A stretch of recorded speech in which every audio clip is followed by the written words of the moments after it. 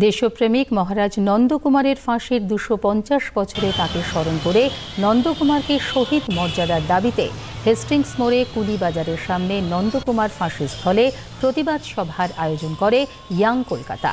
সংগঠনের তরফে একটি পার্ক তৈরির ও মূর্তি বসানোর দাবি জানানো হয়।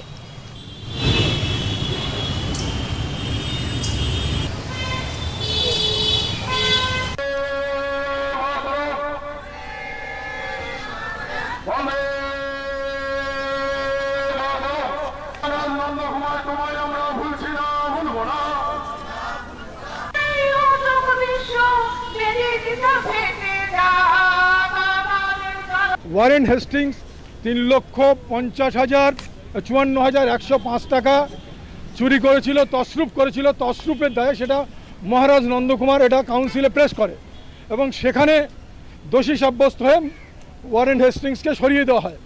সেই বদলা নেওয়ার জন্য ওয়ারেন হেস্টিংস পরবর্তীকালে যখন উনি আবার বাংলার গভর্নর হয়ে আসেন, সেই সুযোগটা নিয়ে তৎকালীন এখানকার বিচারপতি এলাইজা ইম্পে ওনার ক্লাসমেট দুজনে কনস্পিরেন্সি করে একটা মিথ্যা মামলায় ফাঁসিয়ে ওনাকে ফাঁসি দেওয়া হয়।